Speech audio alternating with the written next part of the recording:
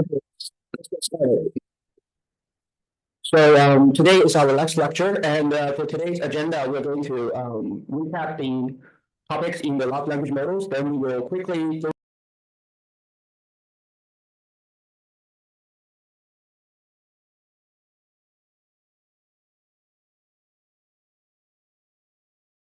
through one of the just illustrative example by using large language models. Actually, the purpose is not only for that. We will also try to generate by running some Python code in understanding how the machine learning models, and more importantly, how do we interpret the results. Very simple example, just to show.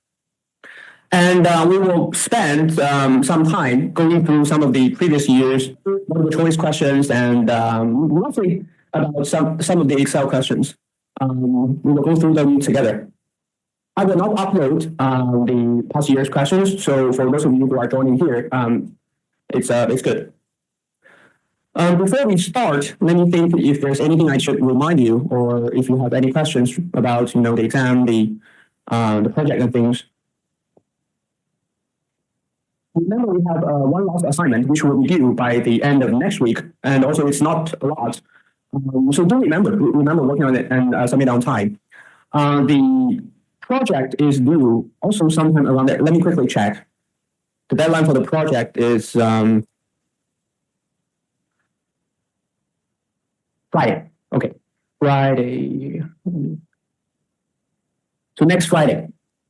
Make sure to submit on time. Later, we will open under this group project, the same place as you submit your assignments. Under group project, I will, because this is categorized by groups, so potentially the submission window will be different for different sessions. So only one of the group members need to submit. Not everyone need to submit. So this will be a group submission. If you have any questions before the deadline, reach out to me either directly or through email. Also, I will make all the previous recordings available for revision purposes after Friday. So after tomorrow's lecture, which will be the last lecture, we will release all the recordings for you to review. So it's under Zoom, previous recordings. Anything else? All right, cloud recordings. Good. Any quick questions? One exam, in case some of you are still not sure, it's open book. It will be 3 hours. Electronic devices allowed. So if you want to use your phone or your iPad, well, that will not work. So later we will see. We will see in the final exam questions. I also have a short description that. Well, as I said before, it's okay if you need any soft copy material. For example, if you want to download our lecture slides from Canvas before the start of the exam, that's okay. That's okay. But you need to make sure you finish downloading everything before the start of the exam, because after the Wi-Fi will be blocked. The Wi-Fi will be available only at the beginning and at the end of the exam, maybe 10 to 15 minutes, for you to download and also submit your exam questions. So the format is exactly the same as the assignment. We will have a new group. Let's see, I'm just going to wait here. Just like submitting an assignment, final exam. Later, during the exam, I will upload all the related questions and the data files. Make sure to download all of them. We have a pretty large class. So 4 sessions, I think we have 5 different exam venues. So me and Prof. Zhang, we will go around. It's not guaranteed that will be, because there are 5 venues and 2 of us. So there's no guarantee that we will be anywhere, anytime. If you have any questions and we are not around, you can raise your hand and talk to the invigilator, and he or she will call us to come answering any questions. That's about the exam. Questions? Yes. Yes. Yes. Any soft material. But if you think about it, slides, Excel worksheets, similar. Just to be a little bit more environmental friendly, so you don't have to print all the hard copies on papers. But again, let me repeat, you need to make sure everything is done before the start of the exam. Otherwise, it's a little bit tricky. Also, I think this goes without the need to say you cannot use any large models, although we will be using it today, but you cannot use during the exam. Okay, any other questions? Now it's a good time to ask, because if you have a question, it's likely that someone else may have the same question. Good time to clarify. Oh, it's on, I think, yeah, I said it before, it's on 15th of December, so not too late. And also not too early, so pretty good time. Yeah. Also, like I said, again, let me repeat to put your mind at ease. For this course, the portion of the final exam is only 30%. So and also it's 3 hours. If you have been following what we learn, I think you can easily pass if that's your goal. Any questions? I see some of you in the Zoom session. So if you have any questions, you can type in the chat. I will try to monitor, but you can also run emails. So a quick recap. So let's try to finish the lecture 11 first. We start not talking too much about the concept of large language models, but instead language models. And we start talking about some relatively boring mathematics, including the chain rule, the conditional probability. But the only takeaway, or the key takeaway for you to understand intuitively is that the language models, they are not human beings. So they can generate human being-like text, even if they do not understand a word we're talking about. It is nothing but a word-guessing machine according to some conditional probability. Then we use several examples to illustrate how come that, well, the language models can generate sensible results. And we see it's actually every day, everywhere now. And we briefly talk about some of the mechanisms of training a language model. Specifically, we talk about markov assumption, which we say, okay, instead of keeping track of the entire history of all the sequences we have seen before, how about we only focus on the past several words? Then, depending on how long we want to keep the memory, we can decompose, we can break down the framework in terms of 1 gram, which is unigram, 2 gram, which is bigram, and 3 gram, which is trigram. So we're corresponding to the different models of n equals to 1, 2, or 3. Then in each corresponding example, I give you a very simple case where we have a very small training data set, and we can estimate the conditional probability of generating each word for each sequence. Then we briefly start talking about what is large language model. From language model to large language model, only one word, large, which is somewhat ambiguous. But this large are in different aspects. We say the data set used to train the model must be extremely large, order of magnitude much larger. And also the model itself will become much larger. And we made a quick comparison in terms of 3 different regimes. They are closely connected, but nowadays they are used for completely different tasks. Sometimes similar tasks, but in nature very different. So like 10, 20 years ago, at that time, the most popular machine learning models are like those traditional machine learning models, including random forest, gradient boosting and bagging methods, feed-forward neural networks. Those were very useful compared to the traditional simple statistical tools like linear regression. We learned that in Excel.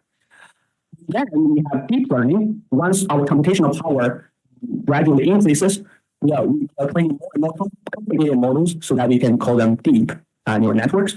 And nowadays we have the language models, which are large. So in very different aspects, we make a concrete comparison. Actually, in many of the aspects, we say actually deep learning models and large language models are outperforming traditional machine learning models. For example, the data size is extremely large. Models are very flexible and very complicated. So as a result, their performance should be, in theory, better than the traditional machine learning models. But one good thing, well, maybe several good things about the traditional machine learning models, even simpler models like linear regression, is their interpretability. Actually, nowadays it's becoming, especially we are not engineering people, we're business people. So nowadays, if you talk about in a business context, the word or the terminology of interpretability is becoming more and more important. That is actually the major reason why many of the applications are still using traditional machine learning models, even simpler models like linear regression, because people can easily interpret the results and do what-if analysis, even do some hypothesis testing. If you want to use deep learning models or even large language models to interpret the results, to do hypothesis testing, to do statistical tests, it's not impossible, but it's extremely hard.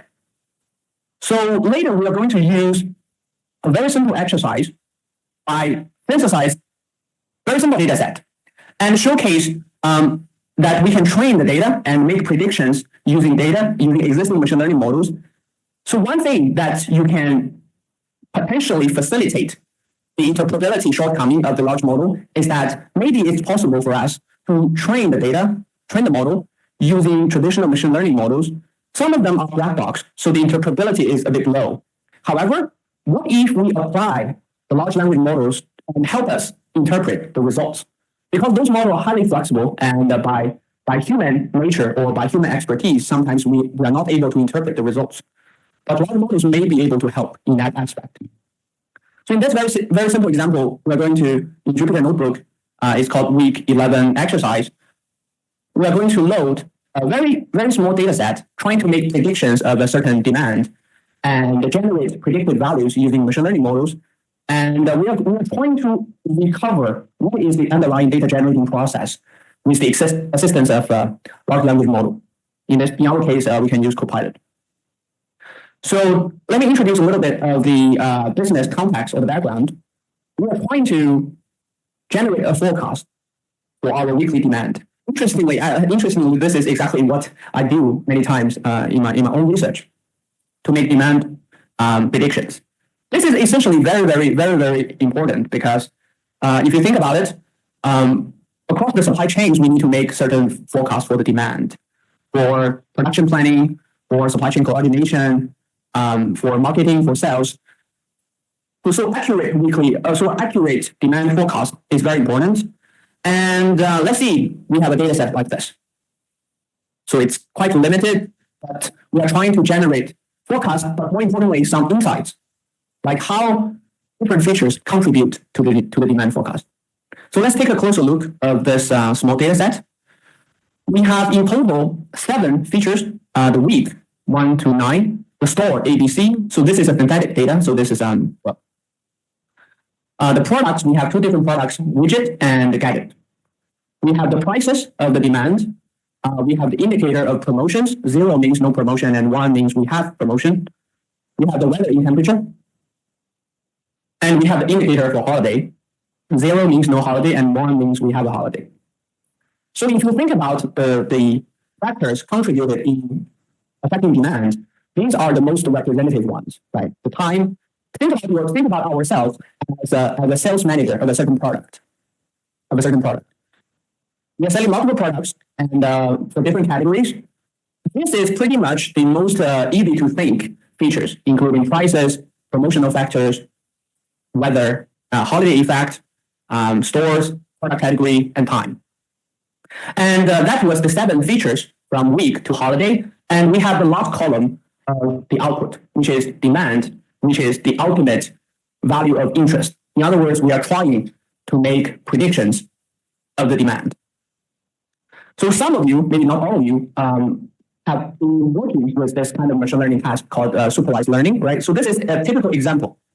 So given that we have the first 8 weeks of observation, including all features and the output, the demand. Now our task is to, when we have new features on our hand, now, let's suppose, now we're at the starting point of week number 9.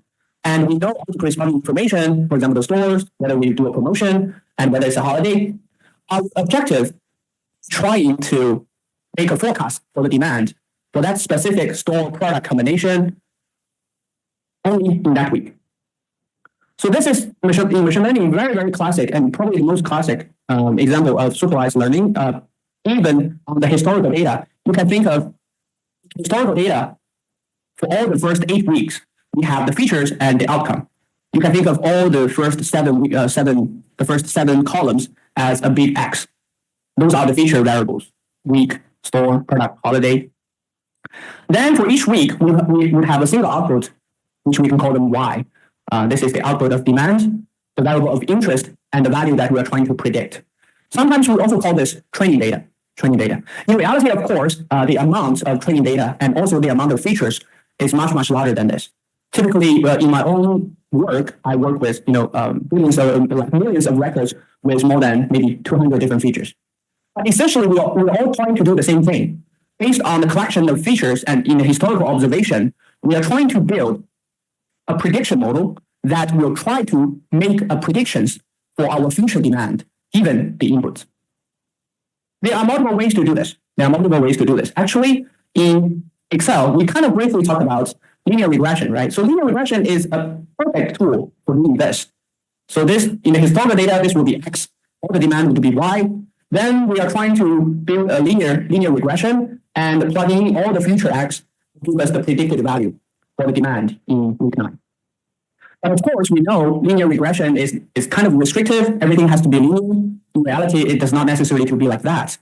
So what we are going to do is trying to make the prediction using several machine learning models, and we will compare with the ground truth. So here I cover the value. So we do not know this yet. So I cover this value with a smiley face. Later, when we make several predictions for week 9's demand, we will compare the predictions with the actual demand, and we will see which model does the best. And we will also try to, with the help of the large model, try to make some interpretations of why. So if you can try to summarize the patterns on your own and compare your insights with what the large model generates, right? So if you have not done so, so for illustration purpose, I'm going to stick to the online version with the Python kernel to be highlighted. So let's download this week 11 exercise. Very simple one, and let me put it this way first. The coding in this exercise you do not have to understand all. I personally do not even understand all of them. Some of them are you do not need to know all the details. Just try to understand what we are doing. Let's get some time to download the file, and if you're using online Jupyter Notebook, upload the notebook. It's optional if you want to upload the dataset. Well, the dataset is just a table, the small synthetic data we have. You may choose not to upload it because the data size is very, very small. We can also choose to manually write down the data in this way. So we don't have to load them. Either way is fine. So as we said before, it's a good practice if you want, at the beginning, in the first cell of your Jupyter Notebook, you specify all the required external dependencies, including all the modules and packages. We are quite familiar with pandas already. The several other machine learning tools, machine learning functions, will be loading from the very, very well-known package called sklearn. One-hot encoder, column transforming, linear regression. We are going to explore by using 3 of the machine learning models. If you think of linear regression, it's also a type of machine learning model. Linear regression, random forest, gradient boosting. If you talk about 10 years ago, those 3 are the most representative and widely used machine learning models. So our task is clearly defined. We are going to input the data and use the first 8 weeks as the training data. Using the training data, we are going to build separate models using linear regression, random forest, gradient boosting, and we are going to make a demand forecast for week 9, given the new set of features. Here, let me repeat, the syntax is not the most important thing. Like some of the syntax are quite arbitrary. If it's the first time using sklearn, it's defined like that. We don't have to understand all the details. So again, as a sanity check, let's first try loading all the dependencies, all the packages. It may take some time, but if you have any error message, maybe you should try a different kernel, or if it's a local version, I'm not going to do it here. Probably you need to manually install some of the packages.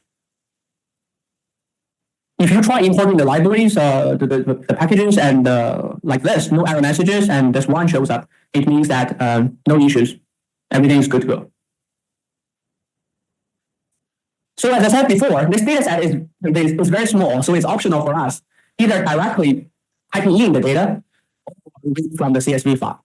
So here, we choose the easier or the more complicated approach by directly writing down all the details of the data. So the data will look something like this. This is exactly the same as what we have shown in the slides. The only difference is that now, right? We say now we are at the starting point of week 9. So we have all the first 8 weeks input historical observation, including all the features and all the demand. But for week 9, we are trying to make a prediction based on the existing features. So this last demand, right now we put it at zero because we do not know it. We are trying to make the prediction, and after getting the prediction, we will compare our predicted value with the ground truth. So in other words, we are doing a little bit of a back testing. The following several cells will get a little bit technical, just a little bit. But I will try explaining roughly in each of the cell what we do. So before we run the code, let me repeat usually what we do for supervised learning. Some of you, if you are very familiar with this, that's fine. But for those of you who are not, learning this is quite useful. Not writing the code, but understanding how we split the training and test set and how we build models and so on. Typically, they're all the same. As long as you are trying to apply any machine learning model, even linear regression model, to make a supervised learning task, for example, a prediction, right? Typically, we would split the data into two parts. You can think of this as historical data, which sometimes we call training data, as well as the testing data. For the training data, we can observe everything, including all the features, those are all the X, all the outcome, which is Y. That is the training data. We use that. Sometimes we call them features and labels. Features meaning the features that we use to do the prediction, and labels are the value historically of a value of interest. In this case, is the demand. So this is the training data. For testing data, we are assuming that once we build a model on training data, we are going to ask the model to perform predictions on the testing data. So for the test data, we assume we only know the features, like the week, the stores, weather, and holiday. But we do not know the demand. We are going to make forecasts or predictions for the demand. And we are going to compare against the ground truth based on some performance metrics, accuracy metrics, like root mean square errors and so on. So this is the split. What we are going to do next, it will be exactly that. We are going to, you can think of this, let me draw a quick illustration diagram. So this is the current data we have. You can think of any supervised learning goes like doing a prediction by making a split row-wise and column-wise. Row-wise, splitting between the current, the present, and the history. So you draw a line, not necessarily only filling out one single record. If your data set is large, sometimes we stick to 70% training, 30% testing, or 60-40%. So you split the data set into training and test. So you only use the training data for training the model, and you only use the testing data for checking, validating your performance. So this is training. So both started with T. So I'm going to make this training and testing. Sorry for my bad drawing. And column-wise, we also differentiate between the features and the output. Features are all the X, right? So this is X, and these are all the historical Y. We use this training data of X and Y to train the model. Once we have the model, we have the test X, call it X, T or something. We have a new set of X, we plug into the model we have, and we make the corresponding predictions. We can call it maybe Y hat. So this is some of the notations or some of the intuitions how we are doing this. Any model will work. Any model will work here. Linear regression, random forest, even deep learning, deep neural networks. So this is what we're going to do next. But for the code, you don't have to understand all the details. Just trying to understand how do we split the data, right? So split the features and the target. We're going to use a method called drop to split the so-called X and Y, right? So as you can see here, X will include all the data except for the output. So in other words, we are splitting the features and the output, or the features and the label. So let's try running this code. We can have a quick look at what are X and Y individually. So here X is just the first 7 columns. We kind of single out the column of demand because we use these features to predict the demand. So these are the input. Demand is the output. So this is X, and Y is just a single column of demand. So we separate the data set by columns. What are the inputs? What are the outputs? And then things will get a little bit trickier. We need to do some pre-processing. Because if you want, for example, I guess all of you know what is a linear regression. If you want to directly build a linear regression model based on this data set, it's not very straightforward. Because we all know linear regression will require all the individual features to be numerical. However, in real data sets like this one, many of the features, many of the columns are categorical. Let's take a closer look. Among the 7 features, week is numerical. Price, promotion, weather, and holiday, they're all numerical. You can further argue that the promotion and the holiday both are binary, so if you want to call them. But we have 2 columns, store and the product. Those 2 are categorical. In other words, they are not numerical. You cannot just make calculations using them. They are strings. Then we can think of what we teach before when learning Excel, right? Still remember our MBTI example. If you have 16 types, what we can do is to convert by adding in more columns as indicator or binary variables. To give you a concrete example, if the store column has 3 potential outputs, A, B, and C, we can remove this column completely and add in 2 or 3 new columns. Each of the outputs, maybe store equal to A, we have, for each of the observation, we have 1 or 0. Store equal to B, we have 1 or 0. Store equal to C, and so on. So by doing this, we can convert all the categorical variables to numerical variables. Of course, the trade-off is that we would end up with a much larger number of columns. More formally speaking, we do this using a so-called one-hot encoding. So one-hot encode categorical features. To do that, different environments or different programming languages or different packages would have different syntax. We are going to stick to the default of this sklearn. First, we're just going to quickly go through this because not very important. Later, I will also show you what the transform data will look like.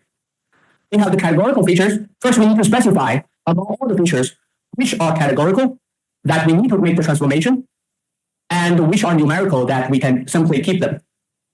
So among the 7, we have 2 categorical features that are store and product. All the remaining 5 are numeric features, so we can keep them. This is called pass-through. We can directly run the code and build something. This is kind of an object, complicated object, using column transformer during a preprocessor. After running the code, if you want to take a look at the preprocessor, it's look a bit strange, right? Not a lot of information. But trust me, now the data has been pre-processed so that we no longer have the categorical columns. After the so-called one-hot encoding, we convert all the categorical variables into a larger number of binary indicators. So for the version you download from Canvas, you do not have this. I'm just going to use this to quickly show how the data will look like after the conversion. So you don't have to run the code. It will not affect the exercise at all. Just quickly want to show you. So initially we have 7 features, right? 5 numerical, 2 categorical. The 5 numerical will remain the same. The week, price, promotion, weather, and holiday. Those 5 will be exactly kept in the same manner. But for the other 2 categorical variables, store and product, they will be converted from categorical to numerical. This is what I said, right? Specifically, because stores only have 3 possible values A, B, and C, it will convert a single column of store, which is categorical, to 3 columns of store A, store B, and store C. Actually, 1 column is redundant, but this is the standard practice of sklearn. One of them has to be 1. Either for each observation, we are either belong to store A, store B, or store C. Similar for the product, in total, we only have 2 different product types, either gadget or widget. So by creating these 2 new numerical variables or binary variables, we can indicate by using numbers of 0 and 1. So this is what happens after the preprocessing or the one-shot encoding transformation of the dataset. Then we are ready to apply by defining different machine learning models we are going to use. Specifically, in this exercise, we are going to train the model and make prediction for weeknight demand by using linear regression, random forest, and gradient boosting. For linear regression, there's nothing to specify because it's really simple. And for each of the machine learning models, typically we need to specify some of the parameters training in the model. But here, we're not going into details. And then the last cell will train the model and make the demand prediction for week 9. So this is what I mean by splitting the training and test data. Once we learn how to make references in a pandas data frame, hopefully this code will make sense to you. We split the entire data set by training and test set. Training set are what we already have from week 1 to week 8. So we split to X train and Y train. X train are the historical features. Y train are the historical week 1 to week 8 demand observations. So all the weeks, we filter the data by selecting all the data before week 9. Then for the week of week 9, we only have the X test, and Y test is not, currently it's 0. We're trying to make predictions as accurate as possible for this Y test, specifically the demand on week 9. And we are going to apply the preprocessor and also the 3 different models we specify, and they will make the corresponding forecasts. So let's run the code. Models not defined, probably didn't run. Right, so this is what we have. Again, I'm skipping and omitting a lot of the technical details of using certain functions and syntax. But this is not important because if you really need them in your future study or work, you can easily generate code like this by using large models. I'm not worrying about that. So by doing this, for the 3 different models, they are generating 3 individual demand forecasts for week 9. Because our test data only has a single point. In other words, we are only making a single prediction for week 9. In reality, of course, you can make as many predictions as you want, so there will be a list of predicted values. So here, to simplify things, we only have a single prediction, a single forecast. So we say, according to the forecast for the linear regression model, our week 9 demand is 145. Random forest will give us 113 roughly, and gradient boosting will give us 107. So now, using different models, we are generating different forecasts. So far, it has nothing to do with large language model, but only to implement and using machine learning models. Then what we are going to do, this is called backtesting. We assume that we do not know week 9 demand at all. So whatever we generate, we will have to choose one. But in reality, of course, you can split all your historical data into training and testing so that you know the outcome of this testing data and you make the predictions and you compare your predicted values with the ground truth to see which model gives you the best forecast. So now it's time to review the final results by moving away the smiley face. In reality, when we generate this synthetic data, we say in week 9, the demand is 125. Well, in reality, of course, there are a lot of noises and uncertainties. So it's very hard to make a very accurate prediction. But in this example, at least, well, of course, all prediction models have errors. It cannot be 100% accurate. But we will choose the one that, okay, suppose that we know the test value of 122. In this case, we would compare the errors and choose the model with the smallest error. In this case, I guess it's the random forest. If we compare all the 3 values against the ground truth of 125, well, the random forest will give us the closest estimation of the true value. But then the remaining question is, when using the machine learning models, there are still some level of interpretability. But it's very hard for us users to try to directly explain. For example, if I ask you, how does the linear regression model generate the value of 145? Do we have a closed expression, a mathematical equation? The answer is we do. We have a linear expression, right? If I ask you what is the random forest or what is the gradient boosting expression to generate the exact value of what we get here, then the task is much, much trickier. Because we are users, we do not necessarily know all the details of each single tree of the demand forest, of the random forest, or each individual boosting machine. Right? We can think of them as black boxes. So there's no way we know all the details. So one potential usage of the large language model is try to interpret the results. So here, instead of interpreting the bias or the forecast with errors, let's try interpreting why do we have this 125 here. Right? Let me go back to the slides. Now previously, we have withheld the final result and tried to make better predictions. Now the question is slightly different. Suppose that you already observed the outcome. In week 9, we have the demand of 125. Are you able to interpret, or are you able to summarize the logic of why, of why do we get the specific value of 125? For this very, very simple example, synthetic data size is very small, number of features is also small. There might still be a way. If you are really familiar with working with data, you can still do a pretty good job in explaining. For example, you can compare all the prices, you can compare the weather, the promotions, and get some directional results. But suppose you have a relatively large data set with a large number of features, sometimes more than 50, sometimes more than 100. Then it would be very, very challenging for us, for the users, to manually interpret the results or generate insights. In this case, large model may come in and help. So again, let me repeat, our current task is try to explain why, given on this historical data, why in week 9 we have the specific demand value realization of 125.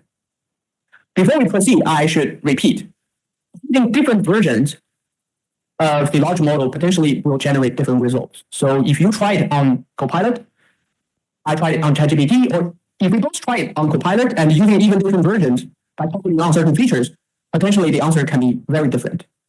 So a general recommendation is that if you really want to get a sensible result, you should compare the output from multiple models or multiple versions. Just to give you a brief example, here's the prompt I was using. Maybe you can design a better prompt. Actually, prompt engineering is one of the most important topics in utilizing the large models. By prompting, prompt engineering will mean how do we communicate? What is the message that we send to the large models so that it will do a more efficient job for us? It will better understand what we're trying to do. So my prompt is quite natural, no coding, no very professional jargons. So this is simply what I said. I will copy paste the data, or alternatively, I will upload the data to any of the large model. Then I will ask questions like this. Given the data set, explain why demand for product widget store C, basically the last observation, is 125, given all the inputs. You can try using different prompts and see if the output potentially is different. As we said before, personally, actually, I'm more comfortable working with Gemini or ChatGPT, but both of them are kind of blocked or banned in Hong Kong. So we need to use VPN, which we should not advertise too much. So instead, we're going to use Copilot.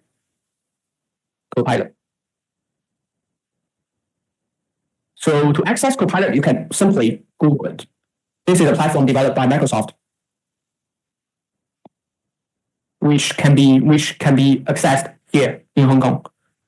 By the way, I think like around 2-3 weeks later, we will see emails saying like CTU faculties and students should have access to Gemini. So if you do a search, I think maybe you can find something. You need to apply for an account, but maybe it works if you need it.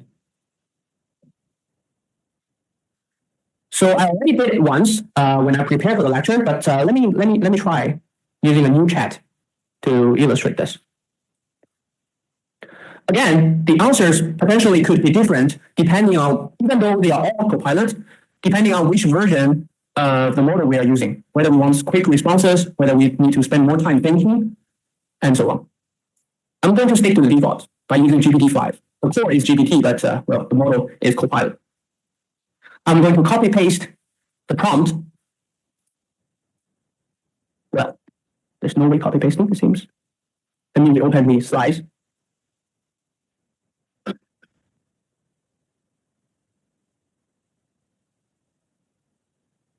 And I'm going to either manually upload the data, or if it does not work, we can also manually copy paste data. I'm not sure if we can directly copy from PDF, but let me try first. Right, we can. I'm going to try to. I log in already. If you didn't log in, then maybe it's uploading files may be restrictive. But let me try it first. So we have this dataset CSV, which is exactly what we have in the synthetic layer dataset table. So you can either do this by uploading the data file. Alternatively, if you cannot, because you probably need to log in, alternatively, you can also copy paste the whole dataset because the data is relatively small. We have all the data here, right? So we can manually copy paste the whole dataset into the chat and use the same prompt. here, well, let's try GPT-5 and see what is the output. Again, there's no guarantee you get the same output every time, but we will see. So this is not always the same output.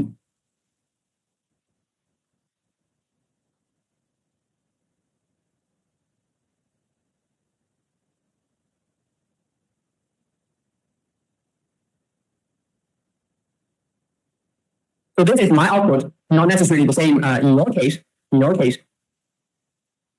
So let's see what this round of output suggests. Right. So usually speaking, whenever we ask a question like this, the large model will try to teach us by breaking down into smaller steps. So let's see what's the logic here. Look at source C's widget history. So similar observations in the history. And we assume instead of 0, we actually observe weeknight demand to be 125. And compared to other stores. And then it will start doing some realistic jobs as if it is a data analyst, right? Analyzing the contribution or the individual effect of each feature. For example, prices, and it will try to explain to you how each feature contribute to the prediction. For example, the prices, how a higher price will contribute to a lower demand, right? The promotion effect, and roughly what is the magnitude of each effect, the holiday effect, and the weather. So more or less, those are the intuitions that we may have. Again, let me repeat. If you are an expert or if you have certain experience working with data, after taking a while, maybe 10 minutes, you can also get the same or even better insights. But you realize one advantage of using the large language model is that it will generate insights or generate outputs pretty fast. So this will save you a lot of time by, you don't have to take full control. Let the large model to take full control over the problem. Your decision making can be assisted by the tool. So you can still keep your thinking or keep your logics, but for whatever the preliminary output it generates might be helpful to your analysis. So this is what we get, right? Price plays an important role. Promotion and holiday, both are important in the positive direction. And weather slightly reduced, but not as strong. So weather is compared to other features, weather is not particularly a strong factor. Then it will break down to, if I give the final output of 125, can the large model make up explanation of how we get this 125? So they will try to explain, given the fact that we assume is 125, try to generate a sensible explanation. Right. And of course, it will even provide some alternatives as a continuation of your conversation. Maybe if you want to build a regression model, which we already did, and so on. So just to quickly show you, I'm going to copy paste the same prompt but by using a slightly different specification. Instead of the default, so called smart, I'm going to think deeper, see if the results are actually deeper. Again, I'm not sure because every time it potentially generates different results. Similar to before, of course, not exactly the same. It will try to compare because the data size is relatively small. It's trying to compare with existing records of using similar features. Then, it will for each individual feature, it will roughly estimate their individual impact and contributions to the demand, and gives more or less the same output. And it will summarize by giving you several takeaways of intuitions. Promotion and holiday, they are strong features, and the price and weather, a slightly less important rule, and 125. So, this is not 100% reliable, but the most important case is that they are quick. They are catering to your own needs. So if you want to modify any of the extra things you want, you can keep asking, and then you can get some initial analysis. Right. So when I prepare the exercise, these are the insights at that time Copilot generates. Right. Promotion, weather, weaker effect, and the price is stronger than weather, but not as strong as promotions and holidays. So this quick exercise. In the exam, of course, because the internet will be blocked, I will not test you directly on the large models related, but maybe I will give you 1 to 2 to 3 different multiple choice questions on certain relatively simple concepts. But this turns out to be much more useful in your future life and study and work, because in most of the application scenarios, we will not block your internet. So feel free to use whatever tool that you like. Okay, that's about lecture 11. Yes, yes.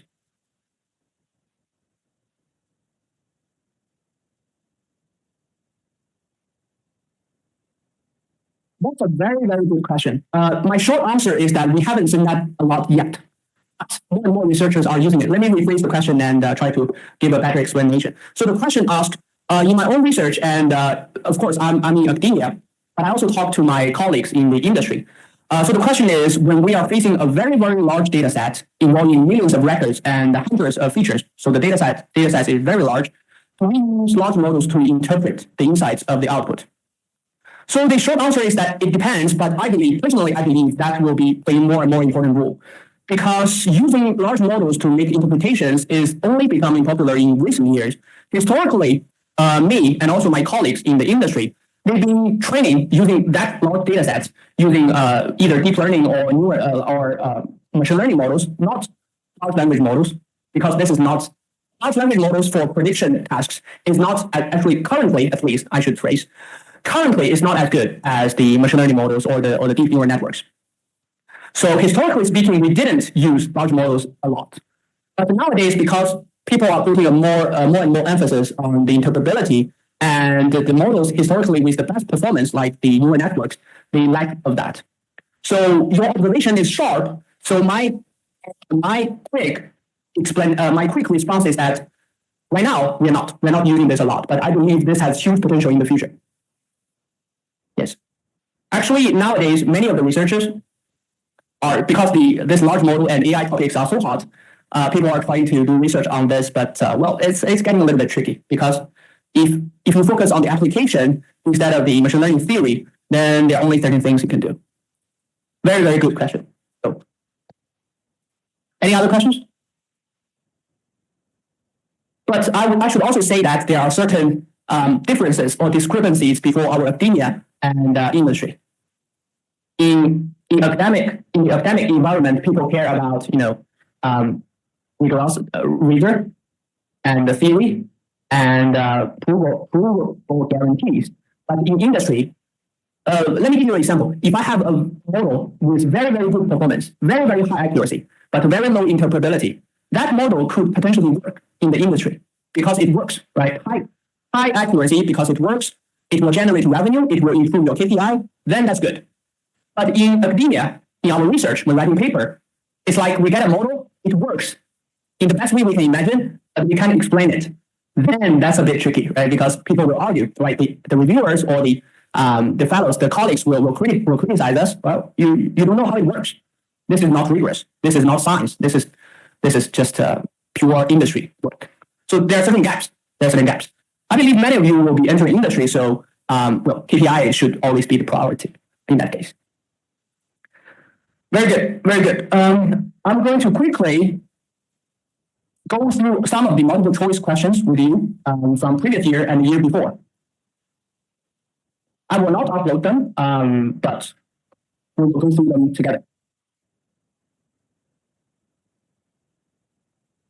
And in the end, I will also quickly go through previous years, maybe 1 to 2 Excel questions, just to give you a rough understanding, so there should be no surprise.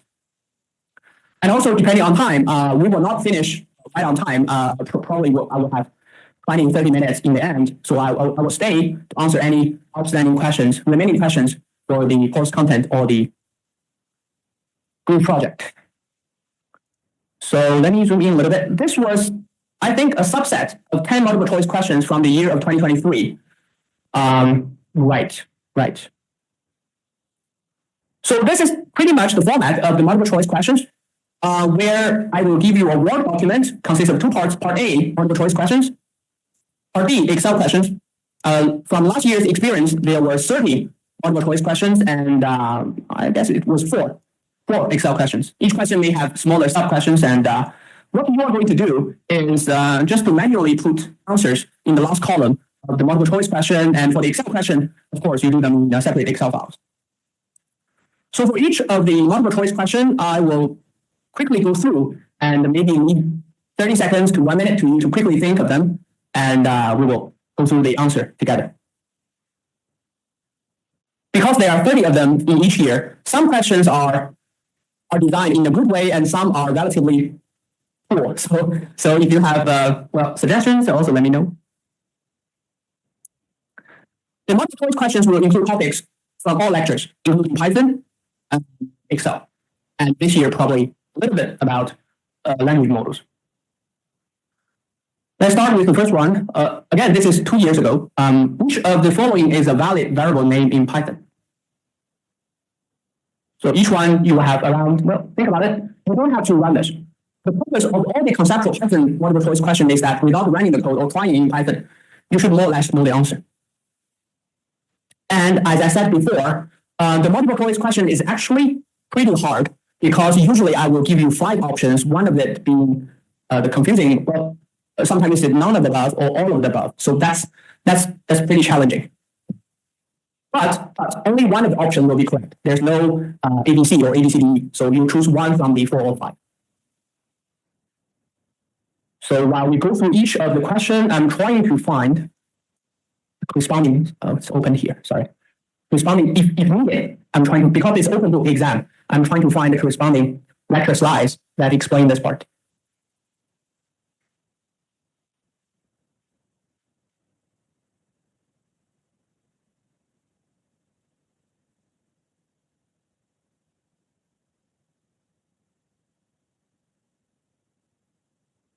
So quickly back to the slide. This is a review session. This question is actually similar to this exercise we did in lecture number 7, when we started talking about naming variables in Python, variable assignment. So we see there are certain rules that our names should be normal. It should consist of letters and some symbols, maybe underscores. So let's see this exercise. Let's go through one by one. Specifically, we see a variable name should not start with a number and should not include any special characters like this one and a $sign. Well, those are not okay. So A, B, and C, they are all wrong. And for D, this is actually a subtraction, minus sign. So this is also not okay. If you're really not sure, well, you can actually try it out in Python, but there's actually no need. So the correct answer is none of the above. I'm making all the font size white. So let me change it back. Yeah, actually, all the correct answers are showing here. So let me delete all of this. If you have any questions, raise your hand and let me know.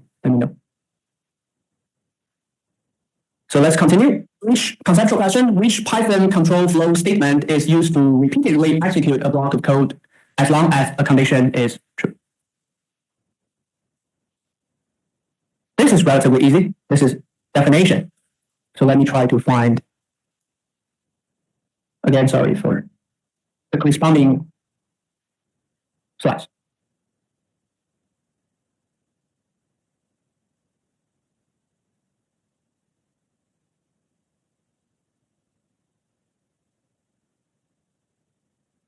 Slide is here, right? So repeatedly execute if condition is true. So the answer should be a while loop.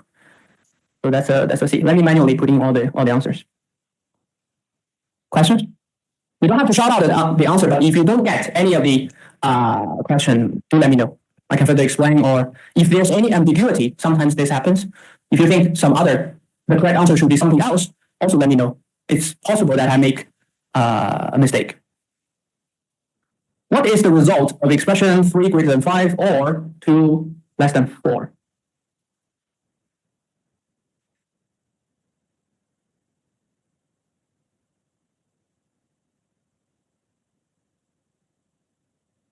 Exercise like this, you can decompose them piece by piece, right?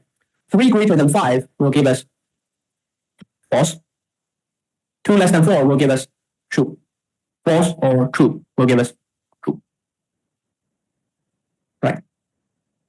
So by the way, last year we have in total 30 multiple choice questions, but I think a lot of the students were kind of underestimate the complexity of in terms of the time management. So in general, I would suggest that your pace should be a little bit faster because some of you may think, okay, I have 3 hours. Well, but you need to spend some more time on Excel questions. So if you spend half of the time on the multiple choice questions, you may not have enough time to work on the Excel ones. So do have a rough understanding of in total how do you manage time. So this one, this is false, this is true. False or true will give us true, so that would be A. Next one. What does array 2 to 5 represent when applied to a NumPy array? Well, this is also kind of straightforward as long as you don't even need to check the slides. If you still remember, for NumPy array, for all the index actually in Python, it depends, right? So here, 2 to 5 means we start from index number 2 and stops at index of number 5. But according to the indexing rule, the stopping point will not be included. So it's index 2 to 5, but exclusive. So right away, we know the answer is B. Or you are awfully quiet. If you have any questions, just let me know.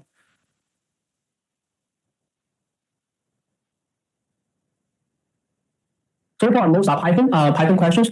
How can you return multiple values from a Python function? Actually, the topic we covered in the previous lecture, in lecture 10. How can you return multiple values from a Python function? But let's have some time too. You do not need to take like screenshot, like pictures of each and every question. So this, I mean, if I show it here, probably I will not reuse the question in the exam. So just to give you a brief understanding, if you feel like all the questions are super easy, then you are pretty good, pretty safe.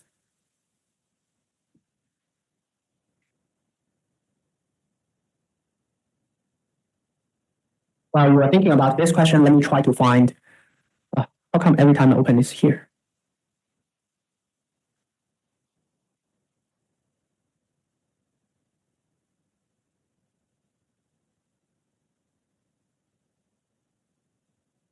Multiple values from a Python function. Well, here we do not have the confusion option, so we can do exclusion. By using return keyword followed by a list of values, well, that's not right. By separating values with commas, this is what we did. I will show you the slides. By using multiple return arguments, we say if there are multiple return arguments, only one of them will be triggered. You should not return multiple values. Not true.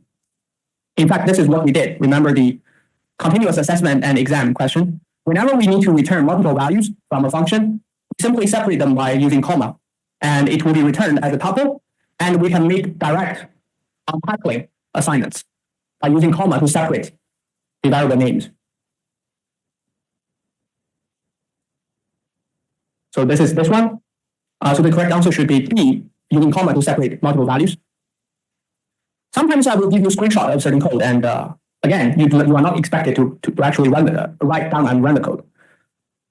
What is the output of the following code? We define a function called multiply, which takes two arguments, A and B, B with a default value of 2, and we return the multiplication of the two values. Then we call the function by multiply B equal to 5 and 5. Think about those.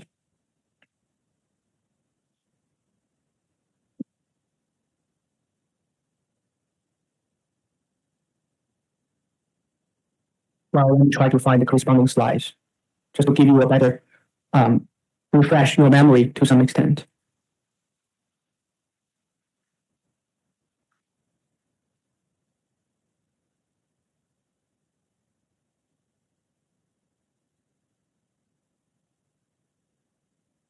Some of you might be fast because at the moment that you see we have calling a function in this way, p equals to 5. And what is this 5? You may think it's A, but well, either way, this is not allowed. This is illegal because in the slide we say for the functional arguments, whenever we have both the positional arguments and the keyword arguments, positional arguments must be specified before the keyword arguments. So if we have some input without any keywords, means they are positional, they should be specified before the keywords. So if you see a keyword appear first, then a positional, then something without a keyword, that will be an error for sure. So this will give us an error. Python will send you a message of, something like keyword specified before positional. So the answer, this one should be D. questions so far? We have how many remaining? Only 2. The remaining 2 are about Excel. So let's slowly go through them.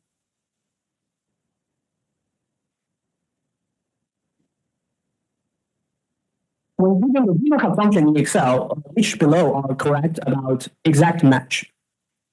So we learned Excel for some time already, so you may forget already, but well, it's open book.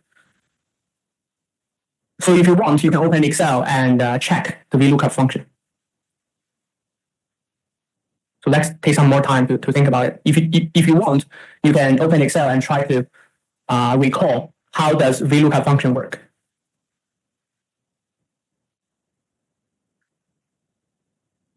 Let me try to find in a separate window so I don't block the question itself.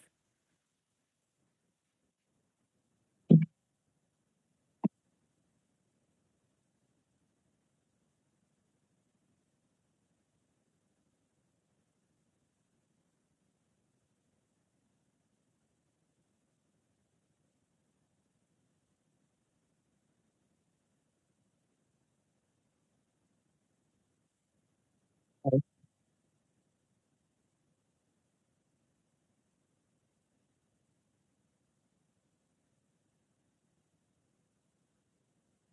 take a look. I think the function itself does not explain too much. It returns that actually it will be helpful if we have the workbook of VLOOKUP with us, but we don't. It returns the nearest value if an exact match is not found. Well, this is incorrect because when doing exact match, I hope you still remember, if we cannot find anything, remember the phone book example, if we cannot find the exact match, it will return us an NA error. So option A is incorrect. B, it returns an empty cell if the exact match is not found. Again, incorrect because it will return an NA error. C, it returns the first matching value it encounters. This is true. We have tried that before. It returns only values that are exactly the same as the lookup value. This is also true. So if you are still not sure, you can go back to the workbook where we introduced the VLOOKUP function and check out the examples.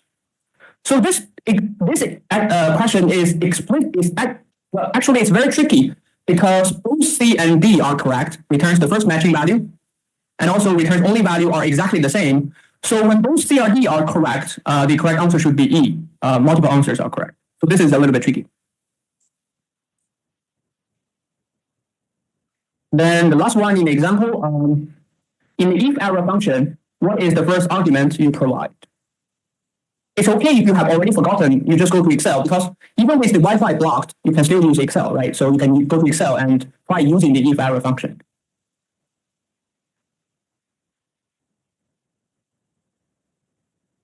What is the first argument you provide? Is it the value you want to check for errors, the error type, the value to return if error occurs, or the logical condition to evaluate? So let me quickly show you. I mean, in Excel, we have done this before, right? So for if error function, you can either try directly typing in the error, the function and see what are the required inputs. Hopefully, this is even more familiar after we learn functions in Python. So if error, the first input should be value. The second one is the value if error. So it will check the value of the first input. If we have an error, if we do not have an error, it will show the value directly. If we have an error, you can display a self-defined message. We use this in the VLOOKUP exercise. Alternatively, if you want to see more details about this function, in case that you forgot, you can go to formulas, insert function, and search for a specific function, like if error. The font size is a little bit small, but hopefully you can see. And you search for the function, it will have a short description of what does the function do and what are the required inputs. If error, value if error, returns the second argument if the first expression is an error, and otherwise it will return the first expression itself. So go back to the question. The correct answer should be the value we want to check for errors. So the correct answer should be A. That's more or less it for the 2 years, for the example questions 2 years ago. Let's have a 10 minutes break, come back after 35, and we will go through last year's ones and probably some Excel questions quickly. Now it's a good time. If you have questions, come talk to me.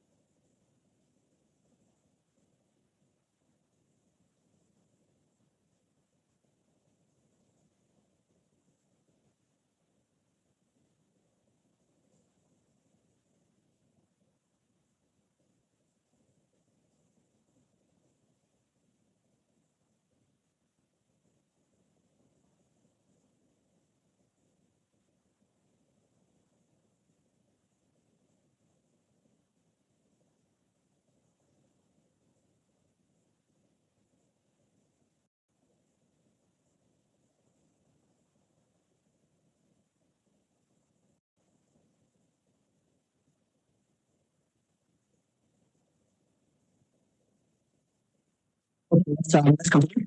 In the break, set up the submission window. So if you finish your group project, you can make the submission. There are 4 submission windows, one for each session. So make sure that you are submitting into the correct session. For us, we are Thursday morning session. You only need to make a single submission. So anyone from your group, just submit once. If you have any technical difficulty, like being assigned in the wrong group or something, let me know. I will ask the TA to correct that for you. So let's quickly go through some of the previous years. The one we went so far was from 2 years ago. This was the previous year's exam. Also, I give you a little instructions. Maybe this year will be the same.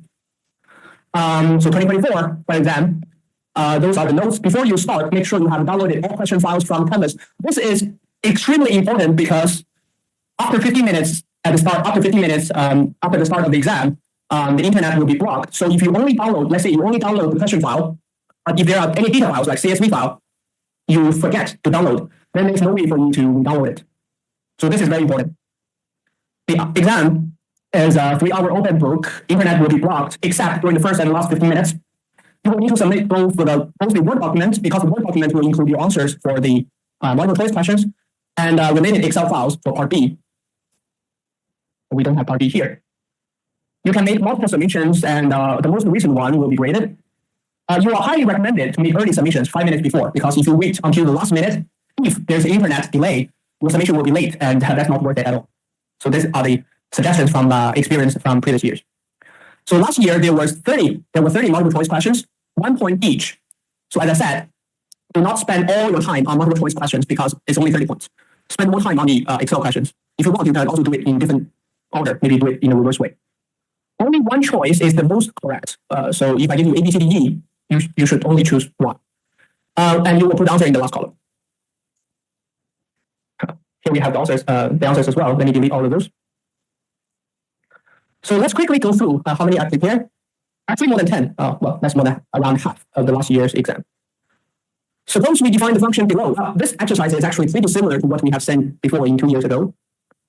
Which of the following function call is invalid? Again, it's testing the same thing about the positional arguments, the keyword arguments, and the default values. So we define a function called calculate, takes in 3 arguments, 2 are optional, 2 are default values. So let's quickly check which of the following is invalid. Actually, it's relatively straightforward because we have just seen it before in the 2023 example. But let's take some time, maybe a minute. Again, you do not need to actually run the code in any Python environment and try it out. You should get the correct answer by just thinking in your head.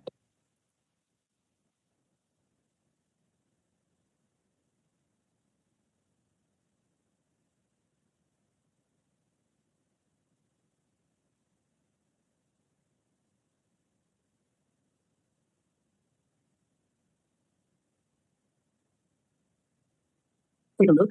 So the question asks which call is invalid. So invalid means incorrect, right? So let's take a closer look one by one. So we're defining A, B, and C. B and C have their default values, so we need to specify at least A.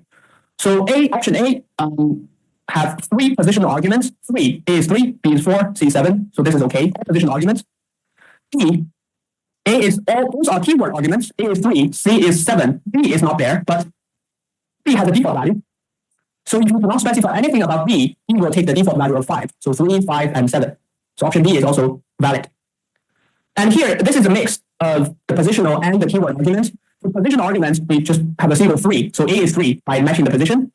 B is 5, omitted here. C is a keyword argument of 7. So those 2 are actually equivalent. A is 3, B is 5, C is 7. So option C is also valid. Well, actually, you do not need to even look at A, B, and C because if you look at the option D, we have the same issue. Let me put the slides again. It's on the same page. All positional arguments must be specified before the keyword arguments, and clearly D is a violation. Right? A is 3, B is 4, and we have a 7. So if you do not specify any keywords, here is a positional argument. And this positional argument is after the keyword argument. So this is illegal or invalid.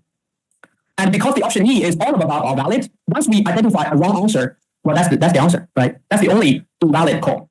So the correct answer should be D. Questions? So it's a similar logic as the other exercise we just did. Let's go to the next question. What happens if a variable with the same name exists in both the local and global namespaces? Well, this is a conceptual one and also supposed to be straightforward. Let's maybe spend 30 seconds on this.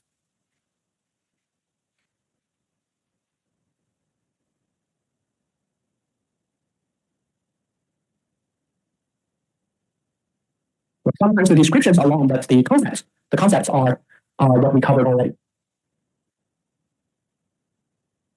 Here we're talking about scopes. If you still remember the scopes, we have a specific rule that we call LGB, right? Local before global before built-in.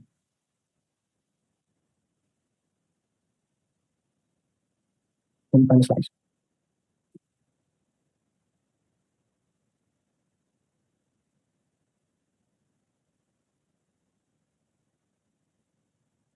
So you should know the answer already. Yeah, maybe 10 more seconds.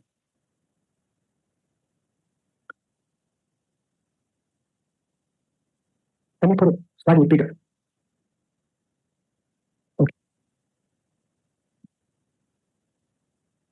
So let me find the exact place where we introduced this in the slides. We mentioned about the LGD scope, where we have local, global, and built-in. And we use the exercise of to illustrate of X, Y, Z, local and global, to illustrate the rule, right? We search for local first, before global, before built-in. And we use a very complicated example like this, right? If you remember this first part of local, then global, then built-in, then you know the answer to this question. So let's go through the options. The global variable is always used. Not true. It asks what if a variable with the same name, so global X or local X or X, exists both in the local within the function and in the global outside the function. Global variable always used. Not true. The local variable will be searched before the global variable within the local scope.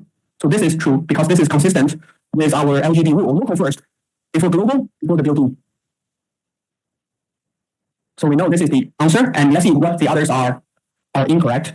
The function with error, well, this is not true. We run the exercise and there's no error due to the conflict. Actually, this conflict is allowed. The global variable is modified automatically. Well, this is also not true because we can have separate values inside and outside the function. And because B is correct, so E will also not be chosen. So the answer is B in this case. Actually, some of the multiple choice questions are relatively easier than others because those are just definitions and concepts. Relatively straightforward, like this one. What is the primary purpose of using functions in Python? So let's take some time to think about it while I search for the corresponding slides. Without even looking at the slides, you should be able to answer most of the multiple choice questions, but just in case, because it's open book.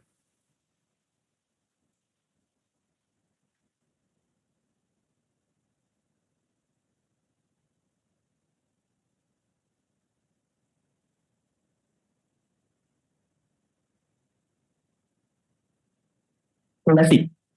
What is the primary purpose of using functions in Python? So we have used a lot of functions and we also define our own functions. So let's see. To make programs run faster by avoiding loops. Well, this is incorrect because we can also have loops in we can also have loops inside the function. Also, function is not a replacement to loops. If you do not use a function, you can only copy paste manually of the same code over and over again. Those are not loops. So A is incorrect, clearly. To avoid importing external libraries, this is also incorrect because many of the functions they belong to external libraries and packages, so we need to import them. So use function is to avoid importing external libraries. That is not true. To increase reusability and modularity in code, so this is what we mentioned, right? This is the primary purpose of using functions. Actually, we have the slides here. Function, benefits of using functions, reuse code, high visibility, readability, easier to test and debug. Reuse and modularity. I also mentioned this during the lecture. And option D, to limit the number of lines in a program can have. But this is not true. It will reduce the number of lines, of course, but the purpose is never to limit the lines. Well, that's no purpose. So the answer here should be C. Whenever you have questions, you should let me know. For example, if you think some of the expressions are not very rigorous or can be ambiguous, you can warn me so that I do not make the same mistake this year. Which method can be used to replace all missing values in pandas data frame with a specific value? Well, this one is also very straightforward. As long as you go to it's either you directly remember or you go to the slides and check. Let me quickly check.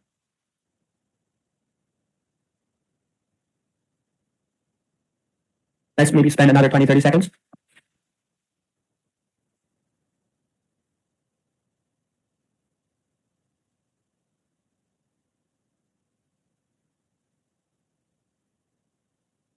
Which method can be used to replace all missing values in the pandas data frame with a specific value? In case that you forgot, you can always go back to check the slides. Well, let me put in full screen.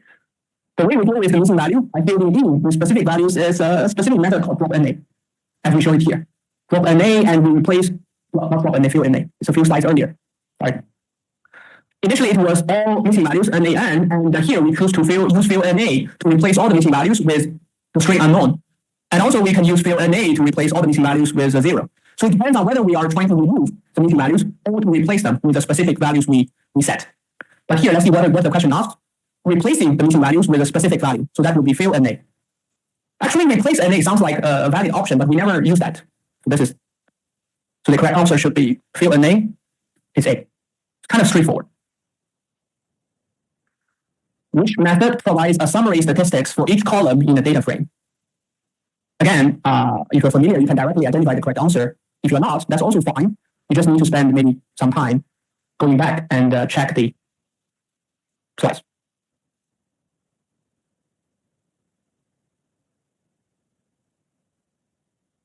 Summary statistics. Is it sum, info, describe, or summary? Actually, many of the names are quite relevant, but we only learn one of them. So let me try finding the slides.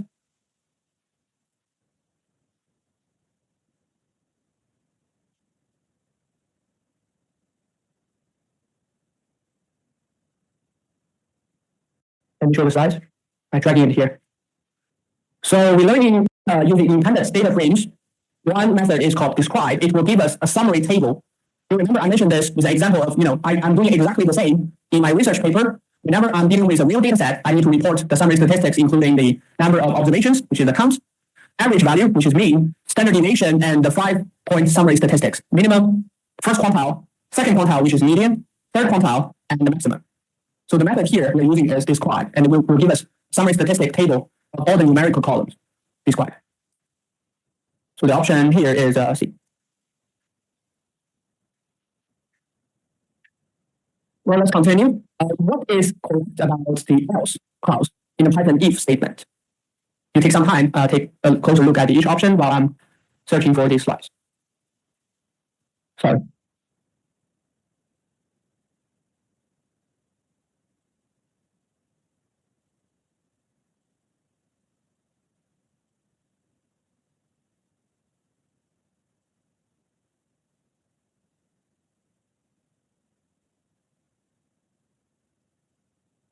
If you are familiar with the concept, you do not have to spend extra time looking for to confirm your answer in the slides, right? It will save you some time because it may take another 1-2 minutes to check the exact place in the slides. But if you know the answer directly, just put it there. It has to be correct. What is correct about the else clause in the Python if statement? This is the corresponding slide we introduced. In the Python if, else statement, we have 3 corresponding, right? The first one is if. Start by telling whether a statement is true, and if true, it executes the code body. If it's not true, we can specify an alternative statement by using else if. After enumerating all the possibilities and you want to leave all the remaining possibilities into one scenario, we use else. So the syntax will look something like this, and the flowchart will look something like this. So whenever you are using else, you do not provide any boolean statement. Instead, you are considering all the remaining possibility, all the remaining scenario. Right? This is else, usually put at last. So knowing that, after revisiting the concept of else, let's see each option. It defines an alternative condition to be checked. So this is incorrect because it doesn't. It considers all the remaining possibilities that was not considered before. So A is incorrect. It executes a block of code if the if condition is true. This is also incorrect. If the if condition is true, the code below if will be executed instead of the else, right? So it's the opposite. So B is incorrect. C, it executes a block of code if none of the previous conditions are true. So this is a definition. So if all the conditions before, none of them are being satisfied, so the if, the else if, all the previous ones are not true, then we go to the else. So C is correct. But we're not there yet. E, it is optional in the if statement. This is also true because many of the examples we see at the beginning, see, the else statement is possible. In many cases, we only use the if combined with optional else if. So the else statement itself is not compulsory. It's not required. So the else clause is optional in an if statement, and we know both C and D are correct. And as a matter of fact, we will choose option E. Because both are correct, we have multiple correct answers. And if we can only choose one option, then we should choose multiple ones. Then E. So this is a relatively tricky question. The next one is yes.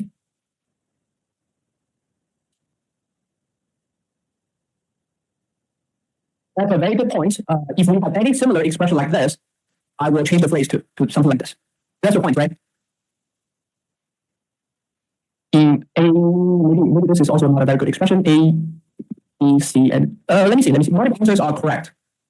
Maybe I'll keep it simple. Something like that, maybe. I'll try to avoid any confusions. By the way, during the exam, if you have any questions because certain phrasing can be ambiguous, you can raise your hand to check with either the invigilator, if I'm not there, or Prof. John is not there, or if we are there, just directly check with us. We are happy to clarify. Good point. So the next one is also a bit tricky. So let's see. Consider a string with length of 6. So 6 elements. Which of the following is true about valid indices for the string? So take some time to look at it.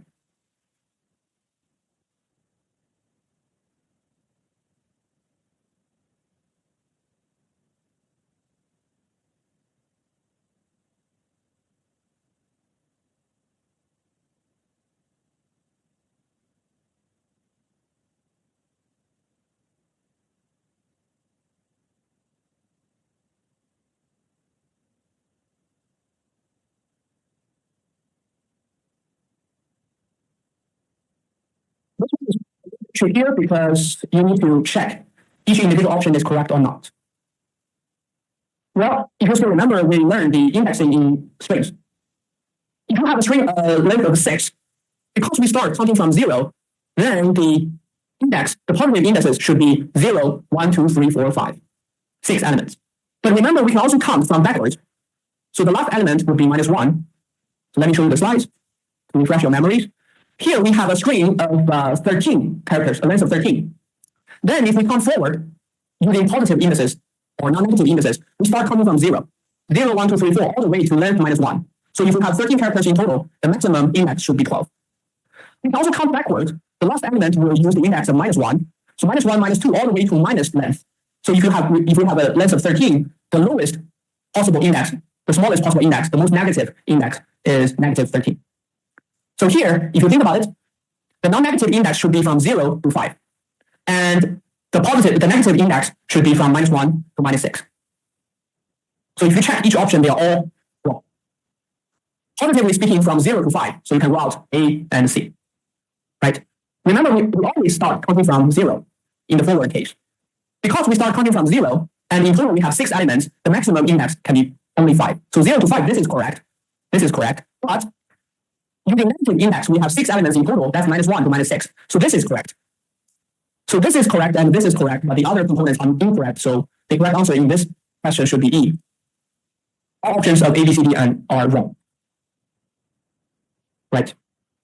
Hope you understand. Okay, let's continue. What is the purpose of a while loop in Python? I think we have similar definition questions in the exam in 2023. I do not even need to show you the slides. To iterate a fixed number of times, to iterate indefinitely until a condition is met, to check multiple conditions in one statement, or to define the output of a function. You know, some options I really cannot, when I design the question, I really cannot think of anything. So some seems quite random, like to define the output of a function. Irrelevant. So the major thing to test here is when we use a while loop, and what are the differences between the while loop and the for loop. We mentioned that the for loop is a definite loop because we know for sure how many rounds of loops we are going to run to iterate a fixed number of times. So this is for loop. In comparison, in contrast, the while loop will iterate. We're not at the beginning of the loop. We are not sure how many times exactly we are going to run the loop. We will specify a terminating condition or a condition. Whenever the condition is satisfied, the loop will run over and over again. So here the correct answer should be B. All the remaining two are quite irrelevant. To check multiple conditions in one statement, well, that's not true. To define output of a function. So this is B. How many more do we have? 3 to 4 more. Here's another coding example question. Suppose we run the following block of code. How many numbers will be printed out? Again, the purpose is not for you to write down the code and try running it. It's for you to think about it. Actually, if you try running it, you will be stuck there. So let's take some time to think about this. This is also a little bit of a trickier question.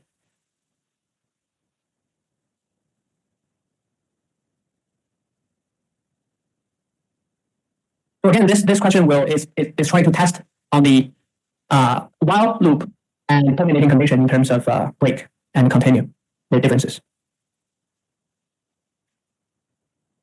So let's go through the code together. We first define 2 variables. One is x, initial value of 2. The other is y, initial value is 10. Then we write a while loop. Remember, a while loop will keep running as long as this condition followed by the while keyword is satisfied. So let's try to check one by one. Is x currently less than 5? 2 is less than 5, so true. Is y larger than 0? 10 is larger than 0, so it's also true. So true and true will give us true, so the while loop enter the while loop. So what will we see within the while loop? First, we have an if statement. If the value of y is exactly 10, then we continue. So here is the tricky part. What is the current value of y? It's exactly 10. So this if statement will be triggered, and we will go to continue. Here is what this question is going to test. What happens after continue? What is the definition of continue? We say whenever we are seeing continue other than break, it will skip the current loop and go back to the next round of the loop. So if you think about it, while this if statement is being triggered because y is exactly equal to 10, continue, we will completely ignore the remaining of the current iteration. So in other words, in the first round of the loop, we're not going to print out x, y, and we're not going to change the values of x and y. Instead, we're going to jump back to the beginning of the loop and check the condition again. What will happen if we check the condition again without changing any of the value? Again, let's check whether x is smaller than 5, yes. Whether y is larger than 0, yes. Then we go to the second round of the loop. Same as before, because we never changed the value of either x or y. So this if statement will also be triggered. Y is exactly 0. We're not changing anything. So we continue. So as you can imagine, if you try running the code, it will be stuck in an infinite loop, and nothing will get printed out. Actually, when I designed this question, I was a little bit, I was not being nice, because if you ever try running this in your local version of Jupyter Notebook, you will stop there. You need to restart everything. Right? Let me repeat. Why do we have 0 output and an infinite loop? Every time we go to this while loop, we are checking this if condition whether y is exactly 10. It is true, so we continue. By continue, we actually mean we skip the current iteration and go to the next round of iteration. So the remaining 3 lines of code will not be executed. It will be skipped for that round. Then in the next round, the while condition is still true, and the if condition is also true. So it will repeatedly skipping the remaining code and go back and forth over and over again, because y is always 10. So this if is always true. This while is always true. And by continuing, we just stuck in this while loop forever. So in that case, your code will never stop, and it's not printing out anything, because all the remaining values, print out values, are being skipped by using the continue. So this is a little bit trickier. The remaining should be more or less straightforward. So let's continue. We have maybe 2 to 3 left. This is about the data visualization we learned in Python. We're making a scatter plot in Python. We can change which parameter to improve the visualization if multiple data points coincide with each other. I specifically talk about this, so let me find the slides. I think in lecture 9. So let me. So same as before, without even checking the slides, you should be able to know the answer directly. In the scatter plot, this was the example we are using, and I said, okay, this is a very good example showing that when you have multiple scattered dots on top of each other, then changing the opacity or the level of transparency will help us better visualize the dots, right? So here, the value we are changing is alpha. So the rationale is that when we have multiple dots on top of each other, if we use the alpha default value of non-transparent, then all the colors are the same.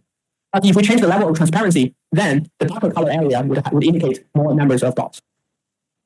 So here, it actually is the level of transparency or opacity or alpha. So the answer is D.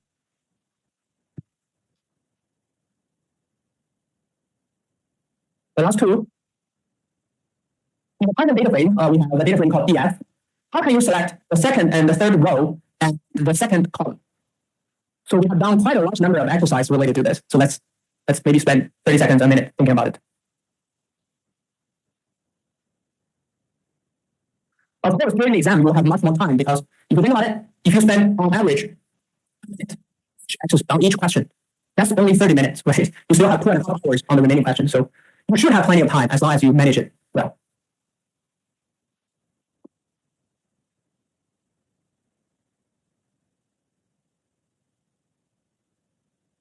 The two reference systems we were talking about. One is the integer position-based system where we use ilog.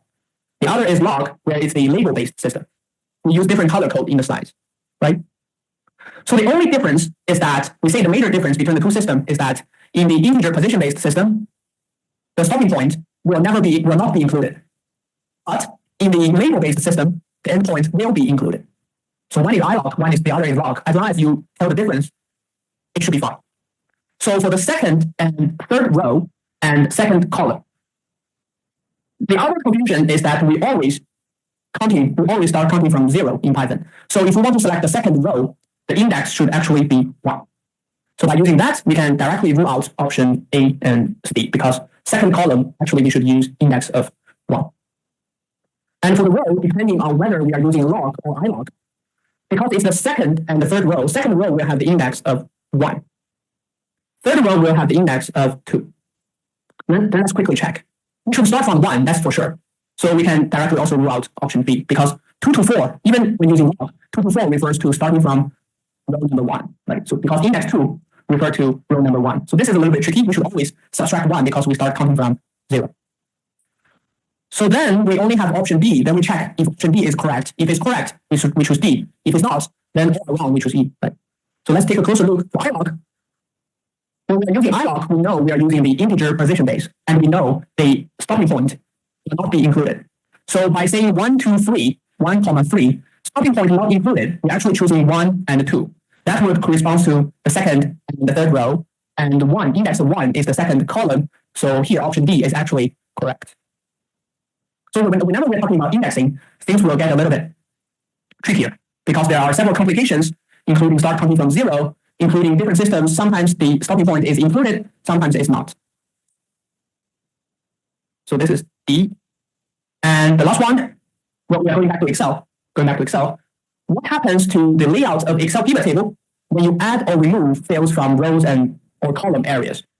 If you don't remember exactly what you can actually go to Excel and create a new pivot table and try it out.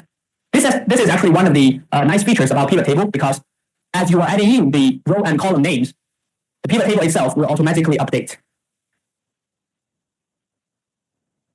Right? I don't have the data on my hand, but actually you can try it out if you are not feeling very confident about the answer. If you are, of course, it will take you less than 30 seconds to determine the correct answer. So as I said, the pivot table, once you manually drag it in by adding the row or columns field names, the pivot table should automatically just adjust its layout by updating itself. So A is incorrect, B is correct, C is incorrect, and D is incorrect. So here the answer is B. So hopefully by introducing these example questions, I do not intimidate you too much. And well, in this year's exam, we are most likely to keep the same level of number of questions, maybe around 30. And well, let's use the remaining several minutes before we end earlier. Let's quickly go through some of the Excel questions in the previous year. I'm not going to work on the exercise together with you, but just to give you a sense of how many of them are there and what are the formats. Actually, the formats are exactly the same as in the homework questions. So this was the previous year's multiple choice questions. I was not using all of them, and this is part B for Excel questions only. As promised, I will not ask you to write down any Python code or large language model prompts in the second part. Those should be all related to Excel. Last year we have 4 Excel questions, and well, let's quickly, just very briefly go through the last year's where you have a data set. And well, the requirements are fairly straightforward. Again, similar to assignment questions. Convert the data into an Excel table. Hopefully you still know how to do this. Load the data into the Power Query editor. Hopefully you still remember how to do this. 2 points. Split the column. This is a feature we learned in Power Query editor. Pivot the 5 columns of hours. Also a feature in Power Query editor. And output the table into a new spreadsheet. So from the Power Query editor, update the table. Also group the data. This is also a Power Query editor operation. construct a group table by summarizing the average value of certain columns. So this is actually fairly straightforward. And output the resulting table in the new spreadsheet. And we have a last question of discuss any insights, interpretations of the data set. This is an open question. If I give you any open question, just write down whatever you want. How do you interpret the results? So this data set, last year's data set was about the students' study hours, sleep hours, GPA, and whatever conjecture, whatever hypothesis you are trying to infer from the data set, summary table, you can put it here. So this is the first question. The second one is another data set. In this one, we tested conditional formatting. So basically, this is similar to your assignment number 1. Highlight the top 10%, format, white font, black fill, something like this. Exactly the same as in your assignment. Construct a pivot table, also what we learned, right? And answer questions based on the pivot table. Which brand has the highest average price, and so on, so on. Also, I will provide you with several screenshots of figures and charts and try to make you replicate some of the figures in Excel. And finally, I will ask you to do some sorting exercise and subtotal here. So that was the first 2 questions about basic operations in Excel. Then for question number 3 and 4, they are about modeling. Actually, for question number 3, we are using exactly the same exercise we did in class. If you still remember, we were selling newspapers, 2 different newspapers and 5 different weather conditions. And well, what I asked in the previous year's exam was to build a news window model based on these inputs. Very relatively simple spreadsheet modeling exercise. As long as you know what is demand, what is the price, the recycled price, selling price is $5, ordering cost $4, recycled price $1.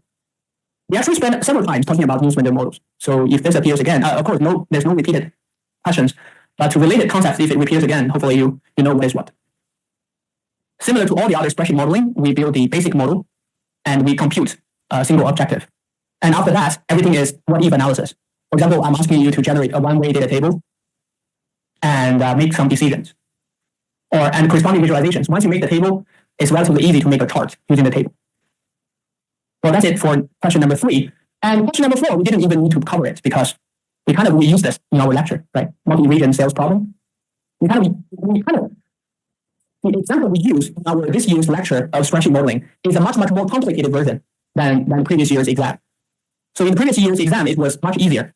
So if you review the lecture and realize, we spent 3 hours working on that exercise, will that appear in the exam? No, that's a much more complicated version. So last year's exercise is much simpler than that.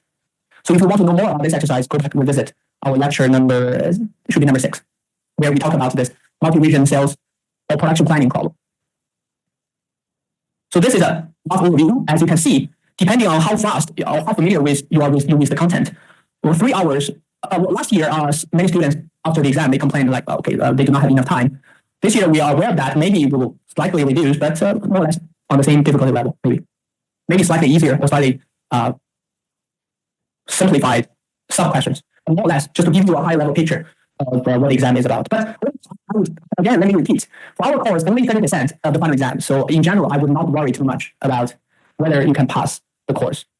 If you have been following all the contents we've been going through, then I'm very sure that you will do a good job.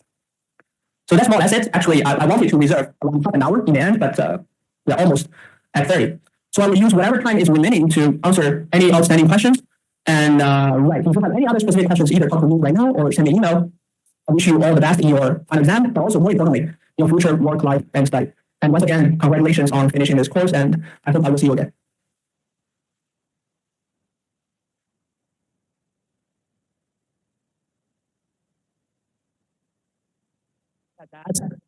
The file, of course, is much appreciated. If you haven't completed the LOQ, you can consider doing that. The questionnaire. Just raise your hand so I can come over to talk.